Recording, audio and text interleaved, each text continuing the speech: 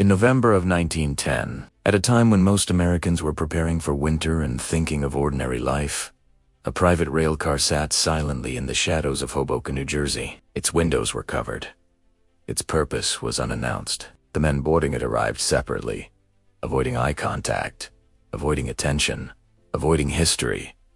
Their names were not spoken openly. They traveled under first names only, a precaution designed not for comfort, but for secrecy. 7 men stepped onto that train, and together they controlled more wealth than billions of people alive today. They were not elected. They held no public office that granted them authority over the nation, but they carried influence through money.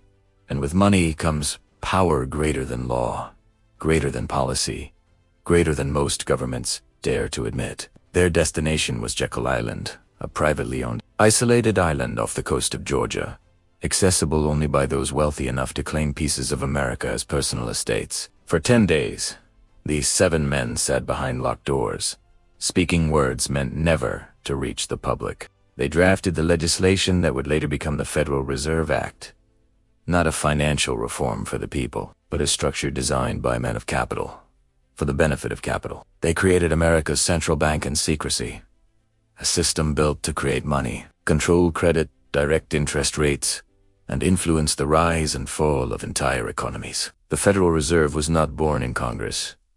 It was conceived on an island by bankers. To understand how such a powerful transformation happened, we must return to the panic of 1906. In that year, the American financial system collapsed under speculation, bank failures, and fear. People waited outside banks, hoping to withdraw savings that no longer existed. Economic confidence evaporated. Factories shut down. Unemployment spread without a central bank to stabilize credit. Panic ruled daily life. In the middle of this crisis, one man became the savior of the American economy. J.P. Morgan. When banks fell, Morgan summoned the largest financiers in the country, locked them inside his private library like a war council, and forced cooperation by sheer dominance. He decided who lived, who died, which banks survived and which collapsed. No president commanded that room. No senator controlled those decisions. One banker did. The truth is more precise. Morgan saved the financial system to prove private banking power was stronger than the government. That moment sent a message heard clearly by anyone holding money or influence. America needed a central bank, but it needed to be controlled by bankers, not by the government or the public. Congress responded by forming the National Monetary Commission, supposedly to study banking reform. But the study was not conducted by ordinary analysts or elected officials. It became the perfect shield for a private solution. And so the path led toward Jekyll Island. They were told to travel alone. They carried no secretaries. They avoided press at all costs. They used first names only, a tactic, not of convenience, but of camouflage. If discovered, the public would see through the scheme immediately. Americans feared central banks like a disease. If citizens learned bankers were designing one in private, outrage would sweep across the nation. The men who boarded that train were not random attendees. They were the architects of American finance. Nelson Aldrich, Senator, chairman of the National Monetary Commission, father-in-law to the Rockefeller dynasty. Frank Vanderlip, president of National City Bank, one of the largest banks in the world, tied deeply into Rockefeller interests. Paul Warburg, German-born banker with expert knowledge of European central banking models. Benjamin Strong, the lieutenant of J.P. Morgan's empire, later head of the New York Federal Reserve. Henry Davison, Morgan's trusted partner and strategist. A.P. Andrews, assistant secretary of the Treasury, the government representative who ultimately worked for banking power, not the public. They arrived at Jekyll Island and began writing the blueprint for a new monetary system. Their objectives were strategic and calculated. They needed a central bank, but they could not call it a central bank. Federal, to imply government control.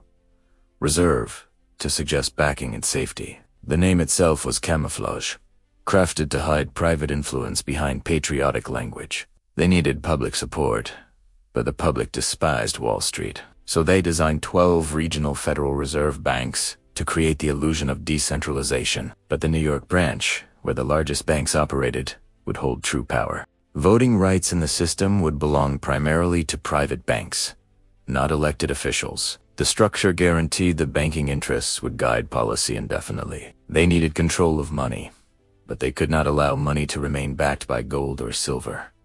Hard currency limited their power. Gold restricted creation. So the system they built allowed money to be created from debt. Through the Federal Reserve, the government could issue bonds. The Fed could buy them using money created from nothing, and taxpayers would later repay those bonds with interest, generating profit for private banks indefinitely. With this system, inflation became an expectation, not an accident. Every new dollar printed reduced the value of dollars already earned. Saving money slowly became wealth shifted from citizens to institutions, quietly, legally, continuously. The draft they created on Jekyll Island became the Federal Reserve Act. It did not pass easily at first. Senator Aldrich introduced it as the Aldrich Plan, and opponents exposed it as bank-ridden. It stalled. It failed. But this group was patient. They simply renamed it.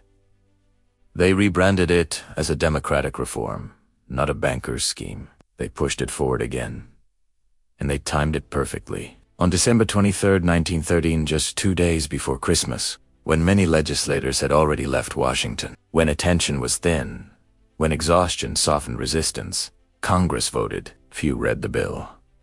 Few understood its consequences. Fewer still realized it would permanently shift power over money away from the government and into private hands. The Federal Reserve Act passed. President Woodrow Wilson signed it the same day. Within hours, the financial structure conceived on Jekyll Island became the law of the United States. The consequences began immediately. With the Federal Reserve now printing money, World War I was funded through fresh credit creation.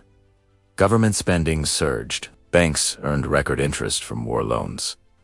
The public paid through taxes and inflation. After the war, credit expanded further, fueling the 1920s bubble. Market speculation soared. Ordinary citizens borrowed and invested without understanding risk. Then the bubble collapsed in 1929. The Great Depression did not demonstrate system failure. It demonstrated system design. Smaller banks died, larger banks absorbed them.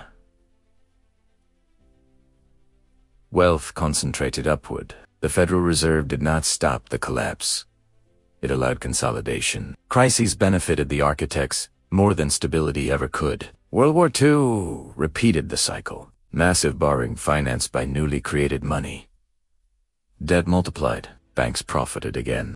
By the end of the war, the United States had transformed permanently into a debt-driven financial empire. In 1971, President Nixon removed the final restraint, gold convertibility. The dollar no longer represented gold. It became pure fiat currency. Money could now be created endlessly, its value maintained only by perception and Federal Reserve policy. From this moment forward, inflation was inevitable.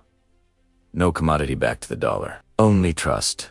And trust can be diluted with every print run. In 2008, the housing market collapsed due to speculative banking behavior.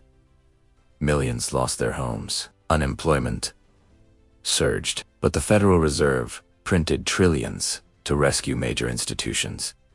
The public suffered.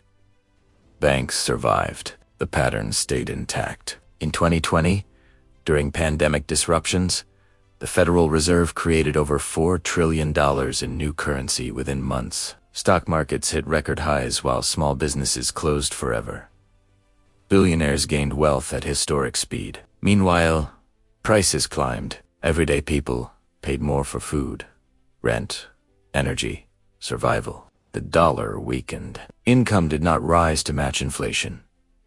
But those who owned assets benefited enormously. Since 1913, the US dollar has lost more than 98% of its purchasing power. What bought a full meal now buys a fraction. What once represented wealth now represents erosion. You are paid in dollars, designed to lose value. You save in currency worth less each year. You are taxed on income generated within a system where scarcity benefits banks and debt grows endlessly. Attempts to audit the Federal Reserve have failed repeatedly. Over 110 years without full transparency. The most powerful financial institution in the world operates behind closed doors. It claims independence, yet functions privately. It influences global markets, yet remains shielded from public accountability. The meeting on Jekyll Island was not speculation. It was history. Its participants later admitted the secrecy was necessary because public awareness would have destroyed the plan. That plan now shapes wages, loans, inflation, retirement, homeownership, and national debt. You live inside the framework built in 1910. 7 men wrote the rules of money. They were not presidents. They were not chosen by citizens, but through secrecy, timing, and design. They turned the American dollar into a tool, one that transfers wealth upward in cycles that repeat with every crisis. The system they built did not disappear. And now you know how it began.